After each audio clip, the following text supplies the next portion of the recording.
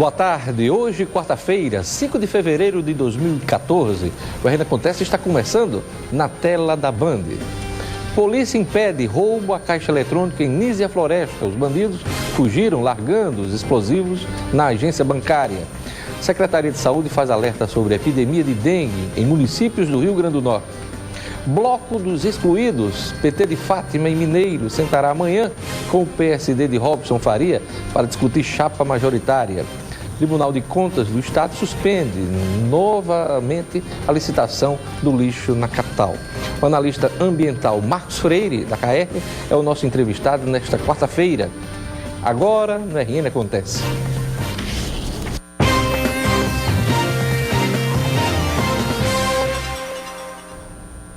A Secretaria Estadual de Saúde Pública, Saúde do Estado, divulgou um mapa de vulnerabilidade sobre a ocorrência de epidemia de dengue no Rio Grande do Norte neste ano, o ano 2014.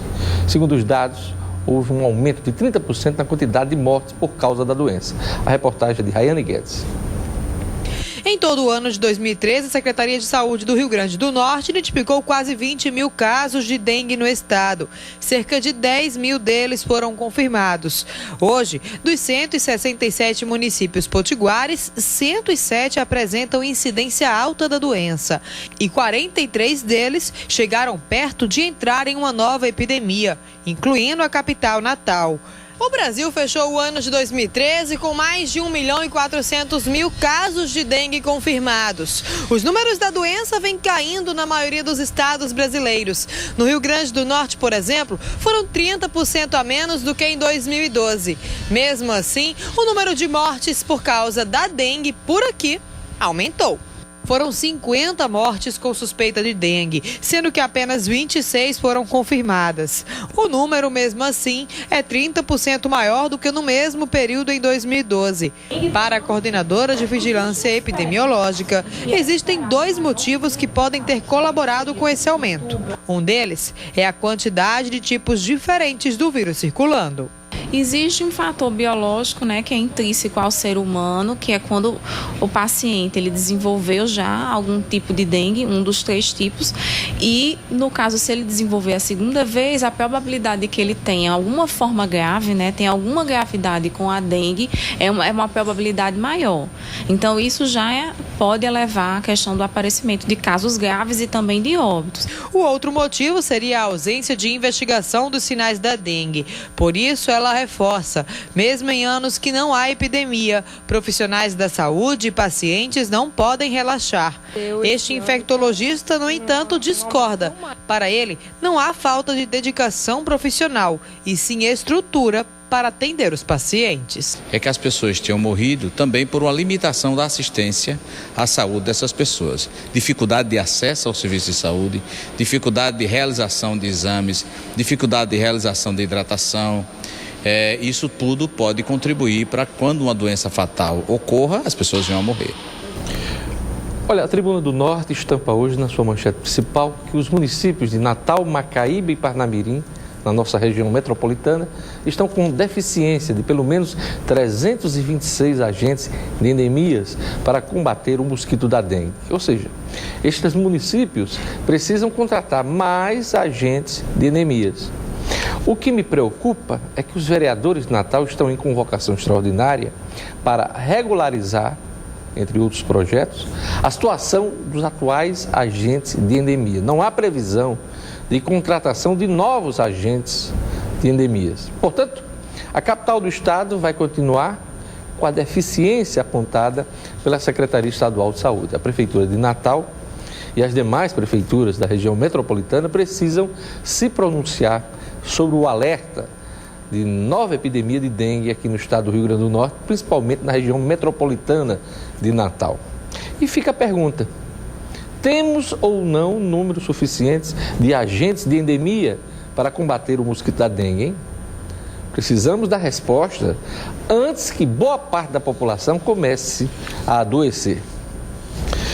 O ex-diretor de marketing do Banco do Brasil, condenado a 12 anos e 7 meses de prisão no processo do Mensalão, Henrique Pisolato, foi preso pela Polícia Federal na manhã desta quarta-feira na Itália, em uma operação conjunta com a polícia daquele país.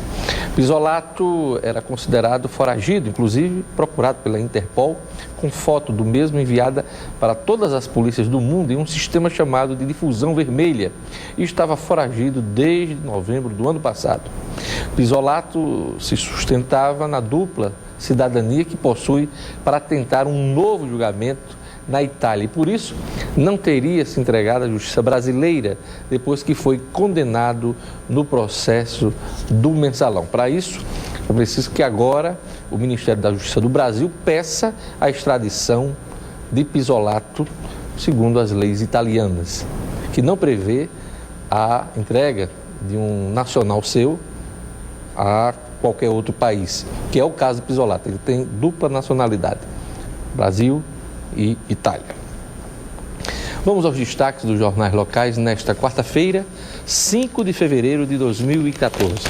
Olha, a Tribuna do Norte traz aqui na manchete principal aquilo que eu comentei anteriormente. Faltam agentes para combater a dengue. Os municípios de Natal, Macaíba, Parnamirim, que pelo levantamento da Secretaria Estadual de Saúde, tem risco muito alto de uma epidemia de dengue este ano. Estão com deficiência de pelo menos 326 agentes de endemias para o combate ao Aedes aegypti, que é o mosquito da dengue. Hoje, os 3 municípios contam com 481 agentes, quando necessário seria 807, segundo a CESAP. A falta de pessoal compromete o trabalho de prevenção da doença. Em Natal, dos 6 ciclos de visitas que deveriam ter sido feitos em 2013, só foi realizado 1 ciclo e meio. Então, a população está aí jogada à própria sorte nessa questão da dengue. O Novo Jornal traz aqui na manchete principal: SIC reabre como faculdade ainda neste semestre.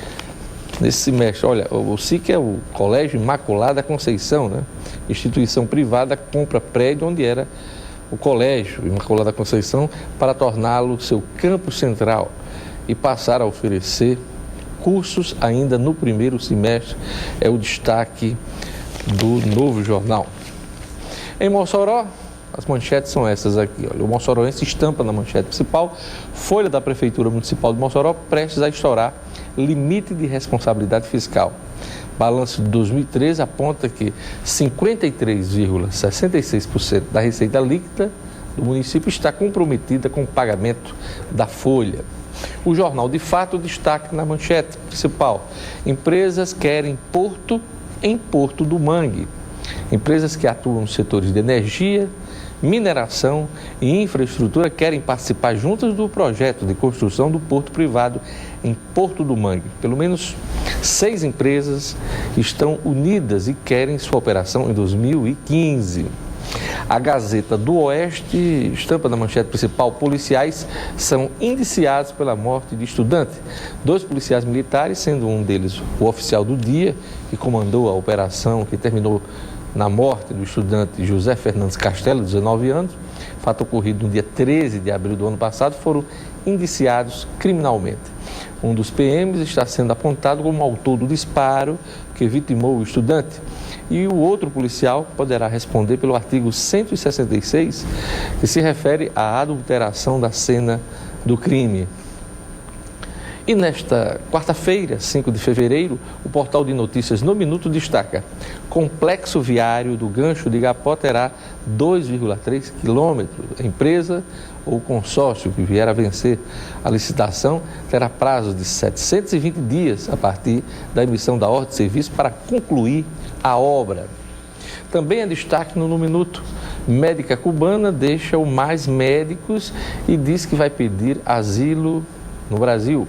Ramona Rodrigues contou que fugiu de Pacajá, no Pará, depois de descobrir que outros médicos estrangeiros do programa ganhavam R$10 mil por mês, enquanto os cubanos recebem apenas R$ 965. Também é destaque no Minuto: Secretaria de Mobilidade Urbana libera acesso alternativo ao Arena das Dunas. Moraes Navarro e também a rua Lime Silva. Quem segue pela Avenida Salgado Filho e deseja acessar a Moraes Navarro, Lime Silva, Prudente Moraes, poderá seguir pela alça do viaduto do 4º Centenário. Acesse o portal nominuto.com. É fácil. www.nominuto.com. Veja a seguir, Bloco dos Excluídos, PT de fato. Em Mineiro, sentará amanhã com o PSD de Robson Faria para discutir chapa majoritária. Eu volto em instantes com o RN Acontece.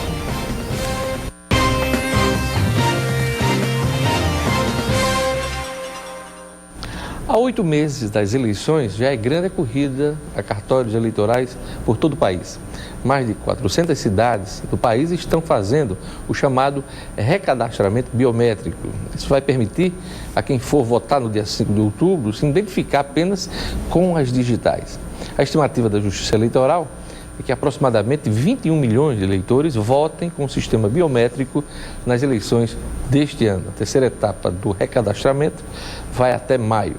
Mas os prazos são diferentes em cada cidade. Neste momento, o Tribunal Regional Eleitoral do Rio Grande do Norte realiza o recadastramento biométrico em Mossoró, Serra do Mel e em Baraúna.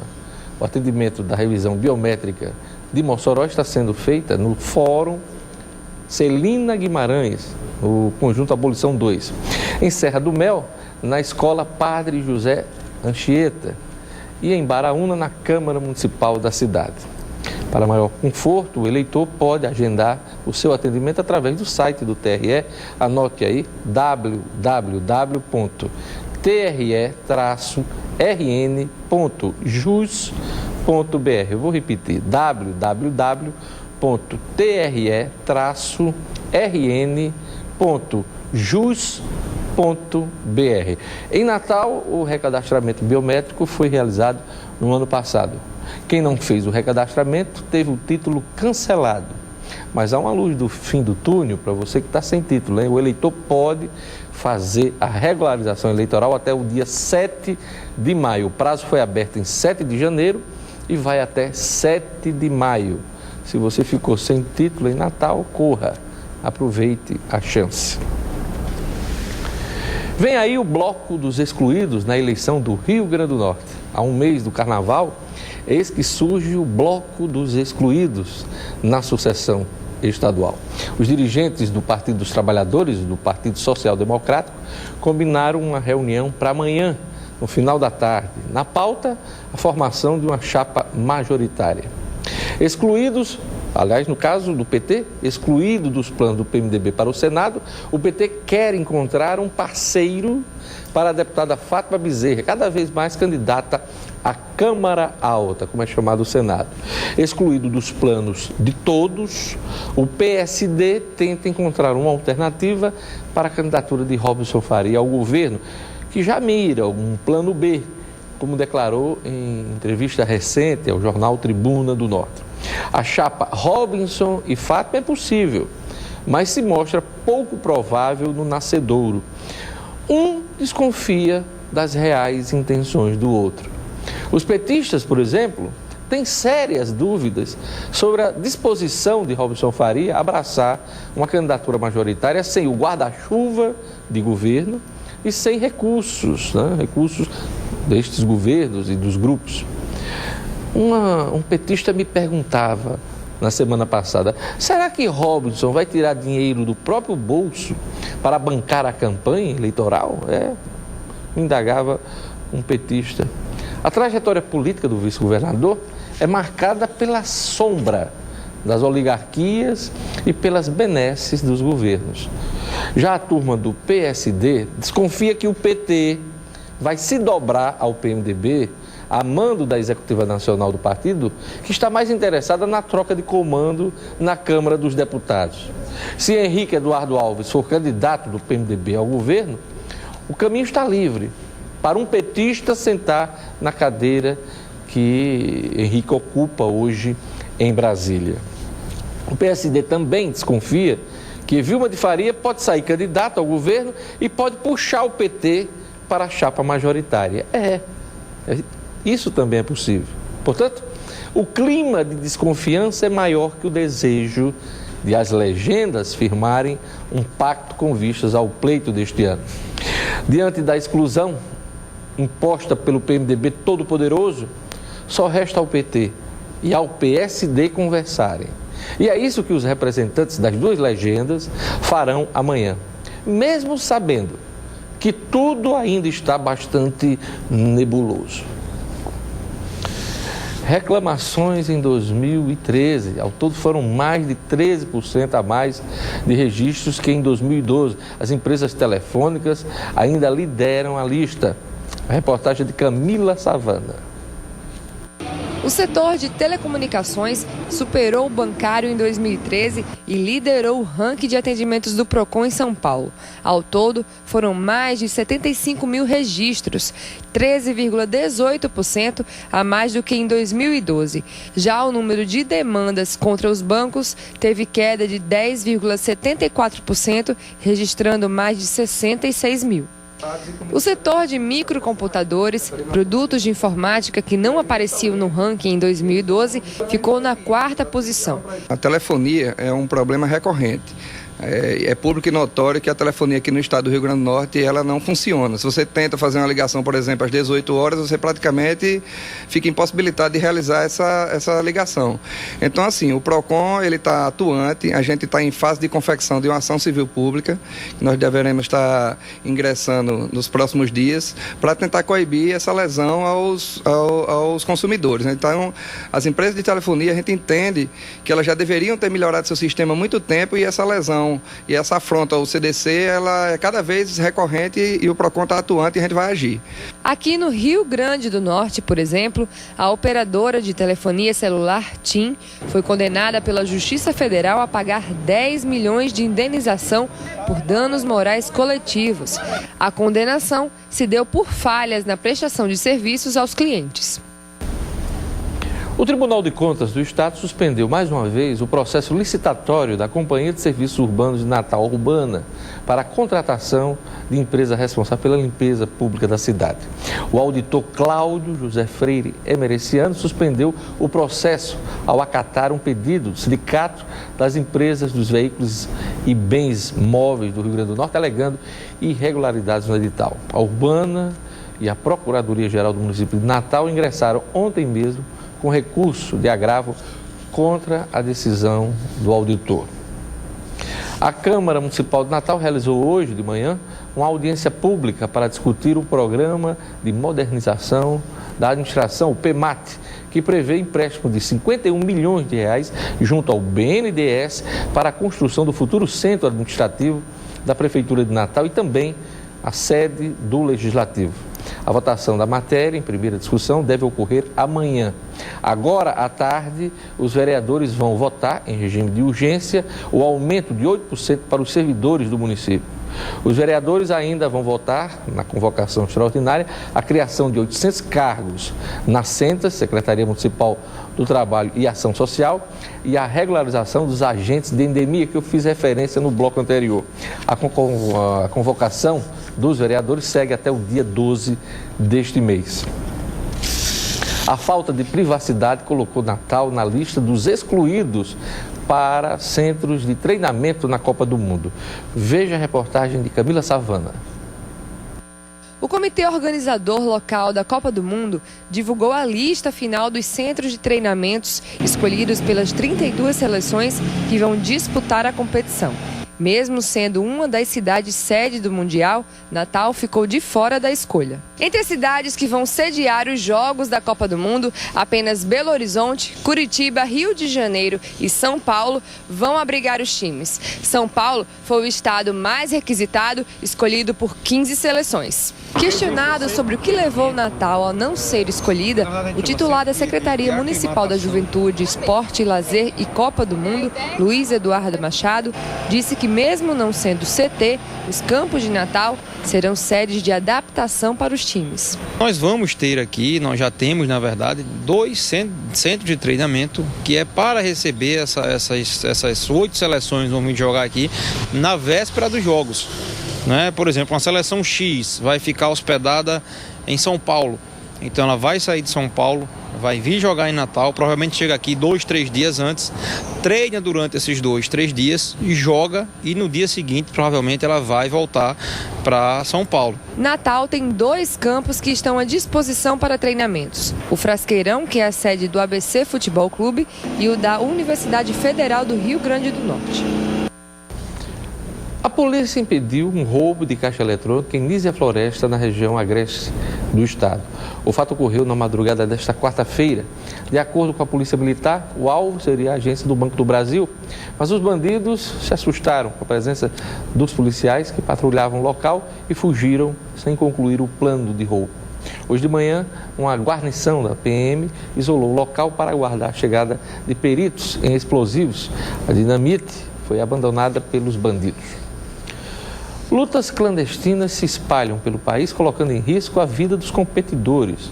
No flagrante que você vai ver agora, jovens partem para a briga em Goiânia, sem nenhuma fiscalização, médicos ou equipamentos de proteção. A reportagem de Silas Santos.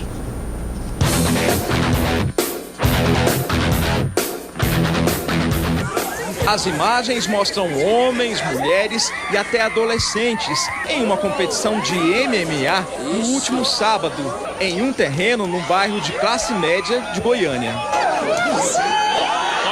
As condições são precárias. Os lutadores competem sem equipamentos de segurança e qualquer coisa que garanta a integridade física. Não há médicos, ambulância, nem mesmo um tatame no local. A denúncia chamou a atenção do Conselho Tutelar. Vamos entrar em contato com o Juizado da Infância e Juventude, acionar a polícia para a gente parar com essa luta clandestina. O presidente da Federação Goiana de MMA afirma que o evento clandestino põe em risco a vida dos jovens. Aquilo ali nada mais é do que uma rinha de fundo de quintal. Essa vizinha do terreno onde tudo acontece conta que os participantes se envolvem em brigas depois das competições. Você acaba se encontrando por ali nas ruas e acaba brigando. Teve muitos meninos que eles saíram com o olho roxo. Os organizadores admitem que o evento de MMA é clandestino, mas é feito a fim de arrecadar alimentos para um abrigo de idosos. E dizem que todas as regras foram criadas com o objetivo de evitar a violência. Criamos esse evento, foi intuito uma brincadeira mesmo. Não foi para agredir ninguém, não foi para explorar, como estão falando, explorar infantil, menor, nada disso. Nós só queríamos, entendeu, continuar o nosso esporte. Nas imagens é possível ver que alguns lutadores não têm nenhuma técnica. Um deles para o combate e reclama de dores. Já a garota, que usa vestido para lutar, leva um soco na boca e também se machuca. Pode quebrar os dentes, já pode ter uma lesão na gengiva, ela pode ter N lesões aí nervosas dentro da boca. E aí eu te pergunto, quem que ia ser o responsável caso acontecesse isso?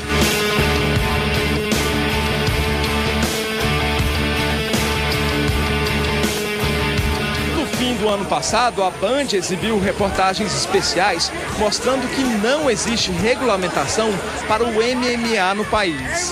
Sem regra, sem luva, sem tempo, sem endereço. Você sabia o endereço no dia?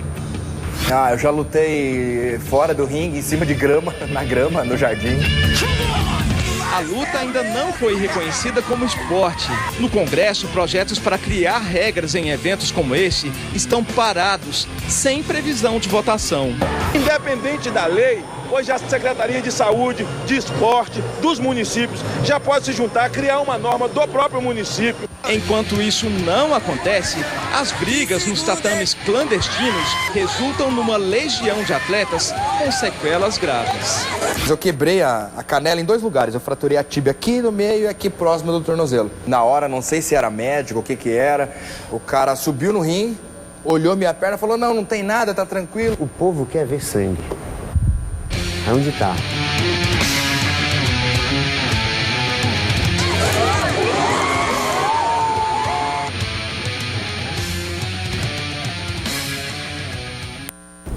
No meu tempo de menino, a turma saía no bufete, né? E agora, com a popularização aí do MMA, todo mundo quer sair brigando aí, dando tapa em todo mundo. É preciso ter cuidado.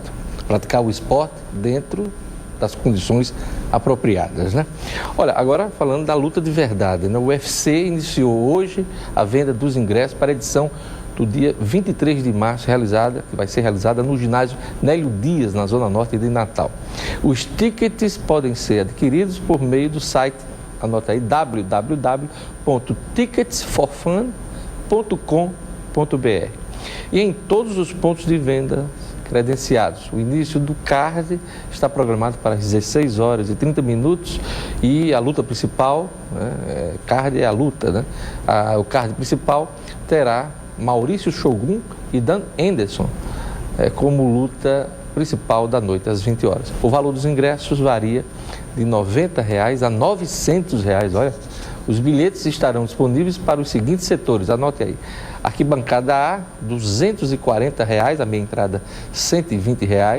Arquibancada B, R$ 180 ou R$ 90 meia entrada. Cadeira prêmio, R$ 700 ou R$ 350 a meia entrada. Octógono prêmio, R$ 950 ou R$ 475 meia entrada. Portadores de necessidades especiais vão pagar R$ 90 meia entrada. No próximo bloco eu vou entrevistar o analista ambiental Marcos Freire, da CAERN. A Companhia de Águas lançou um manual para minimizar os impactos ambientais com as obras de saneamento. Ele vai explicar para a gente isso. Eu volto em instantes com o RN Acontece.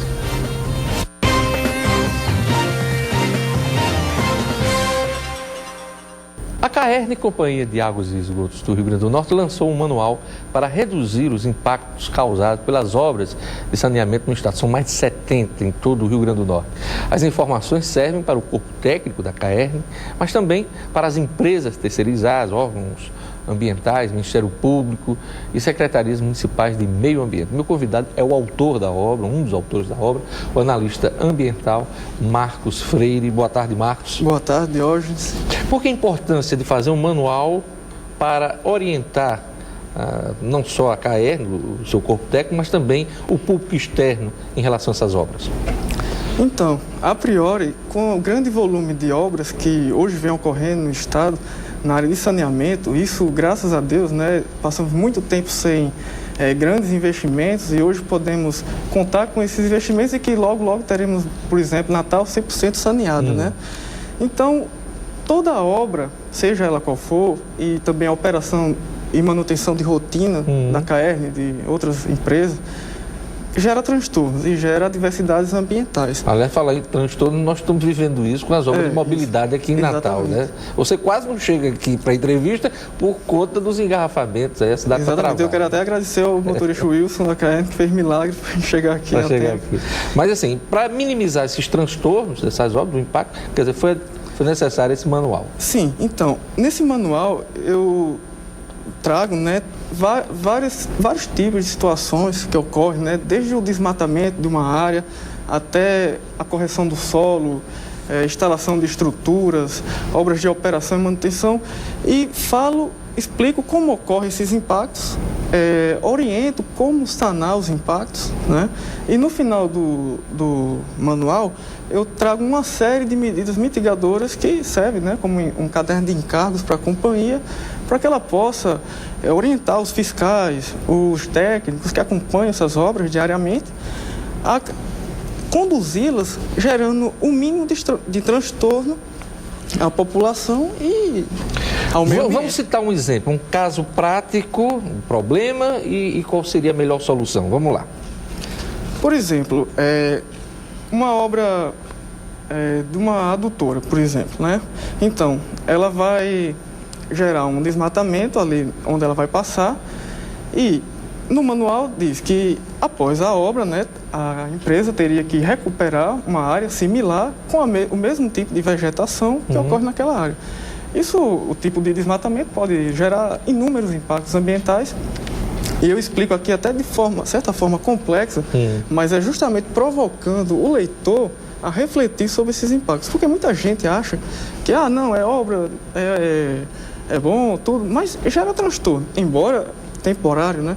Porque os impactos positivos resultantes da operação posteriormente são muito mais significativos para a sociedade como um todo. Eu falei no início que a obra voltada para os técnicos da CAERN, para o Ministério Público, para as secretarias municipais de meio ambiente. Mas, assim, o público em geral, é acessível? A obra é acessível para esse público que quer ter mais informações sobre saneamento? Sim, a gente lançou esse manual também, a versão em PDF, está no site da CAERN, né? Logo quando abre a homepage, está lá a notícia, a matéria e a opção de fazer o download, porque a gente tornou esse manual mais abrangente, para poder incentivar, motivar a população em geral a conhecer um pouco essa rotina. E eu mostro aqui, ó, por exemplo, é abrangente porque ele é bem ilustrado. Bem ilustrado, para facilitar o conhecimento, facilitar o entendimento das informações também. Aqui, ó, ele tem vários gráficos, olha aqui, outra foto. Né? Então ele é bem ilustrado, facilita a compreensão, não só dos técnicos, mas também do leigo, né? Das pessoas em geral, né? Então é bastante interessante. Quem é que está recebendo esse manual? Como adquirir, Marcos Freire? Olha, faz uma requisição lá na CAERN, na diretoria técnica, através de ofício, porque assim, esses manuais foram impressos 300 cópias, por exemplo, o segundo, que é o verde, o de impactos, e esse volume já foi praticamente entregue já, né? Então a gente, através de uma demanda, a gente faria uma nova impressão de volumes a partir dessa... E esta distribuição é gratuita? É de graça, é um manual gratuito. Isso é uma contribuição da CAERN. A diretoria tem incentivado muito aos técnicos. A gente tem muita sorte de ter uma diretoria muito engajada e muito preocupada com essa questão ambiental. E esse ano mesmo vão ser publicados diversos trabalhos dentro da companhia. Isso agora virou-se uma rotina, né? Aliás, essa é a tendência mundial, né? Quer dizer, cada vez mais essa questão ambiental pesa em qualquer decisão, em qualquer empreendimento, né? Justamente. E, principalmente, assim, eu até acho, uma opinião pessoal minha, quando a gente lida com obras de saneamento, a gente lida com saúde pública e com meio ambiente, né? Se cada R$1 gasto com saneamento, você recupera 4 em saúde pública. Eu acho até que a legislação devia ser um pouco mais maleável para obras de saneamento, porque você tem esgotamento sanitário, despoluindo rios, evitando a contaminação do lençol freático, que isso é muito importante, e é importante frisar isso para a sociedade. Você tem um abastecimento ofertando água de boa qualidade para a população. Então, saneamento e meio ambiente e saúde pública é algo muito interligado. Por que é que você fala numa legislação mais maleável para o caso de saneamento? Em que sentido, Marcos? Eu acho porque hoje em dia a legislação ela é muito burocrática, né? A gente não leva menos de 3 meses para licenciar qualquer empreendimento. Isso eu falo sendo bem otimista. Então, se pede estudos e mais estudos, sendo que um estudo poderia resolver o caso de alguma obra, mas se pede depois complementos e mais complementos. Mas eu acho que isso poderia ser um pouco desburocratizado, né? Eu acho que um estudo completo já resolveria a situação. A gente tem diversos casos desse tipo de situação que a gente às vezes fica com a obra paralisada, às vezes até perde o recurso por excesso de burocracia. De que foi a ideia do manual? Enfim, surgiu quando a necessidade de fazer um manual para ser distribuído? É a primeira vez que ele é editado? Nesse tipo de diagramação, sim, né? A gente pretende seguir sempre esse tipo de diagramação. A ideia surgiu em virtude de um plano de metas da CAERN, que cada setor tem suas metas, mas também, assim, no meu caso específico, o grande prazer que eu tenho de escrever sobre meio ambiente, sobre saneamento, e aproveitando o ensejo do grande volume de obras e de educar a equipe técnica, o corpo técnico da CAERN, de forma a acompanhar melhor esse tipo de situação, né? Anterior a este do meio ambiente, o impacto do meio ambiente, né? Isso. Nós tivemos aqui, vocês também lançaram, o Manual de Licenciamento Ambiental. Isso. Esse aqui é mais específico em relação à legislação. Isso. Explica para a gente, para o nosso telespectador. Então, esse Manual de Licenciamento Ambiental foi nosso primeiro manual e ele traz todas as regras necessárias para licenciamento de atividades, nesse caso, de saneamento, obras da CAERN. Porém, ele é mais abrangente e também termina que amplia esse horizonte do licenciamento ambiental, servindo para qualquer obra, qualquer empreendimento. Então, eu trago aqui informações sobre tipos de licenças, prazos, tipo de documentação exigida, condicionantes de licença ambiental, como você licenciar de forma rápida e prática o seu empreendimento no órgão ambiental, seja ele o estadual, federal ou municipal também.